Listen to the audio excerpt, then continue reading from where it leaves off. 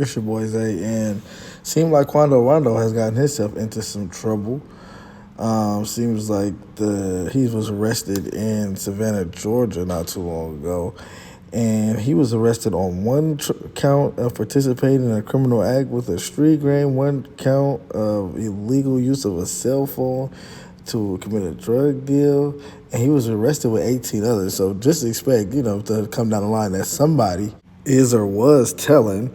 I'm saying that because they said that the prosecution is saying that he was not only in the Roller 60 Script gang in Savannah, Georgia, that he's actually a leader. And that usually comes about either because he was the one with the money or he was actually calling shots. But it also could be that they got some type of record, I don't know if it was a phone record or what it was, that states that Quando Rondo and his friends ran into the ops at the movie theater and Quando told them to go get the Blicks. So allegedly he is calling some type of shots around there.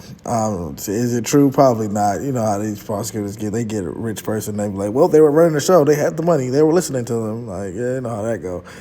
Because we understand that it's not that he was some type of leader or he was some type of general or something like that. He was really calling some shots. He just was the guy that ended up with the most money. And, people like to dick ride and like to listen to the guy with the money and like to do whatever the guy with the money says. No matter if he was a leader, wasn't a leader, he was a peon at one point or wasn't a peon. If he was just a foot soldier and then he got a little bit of money and they treat him like a general at this point, they're going to try to say that he was funding the show, he was running the organization and all this other stuff. But in his luck, he was granted a $100,000 bond by a judge, and they just kind of like, I don't know, they kind of just said some weird things. Like, only reason why they ended up giving him a bond because he helps with a lot of community stuff. I think he does like a lot of, he probably stands up for a lot of community events and different things, and he probably donated to a bunch of different causes around Savannah and probably popped up at some schools and different things of that nature.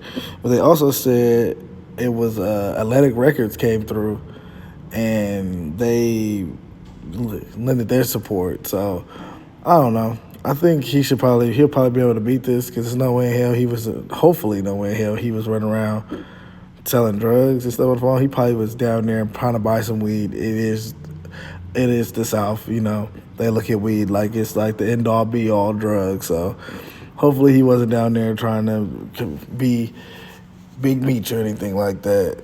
He was just down there purchasing some weed on a cell phone that happened to be tapped, and then now they're trying to put this case on him. Gladly, it wasn't a RICO, but I'm hearing they can't do too many more RICOs in Atlanta, Georgia, because, Fonnie done soaked up all the resources for that. So he lucked up on that one because, if she would have got a hold of it, they would have tried to hit him with a RICO, and it would have just been unnecessary.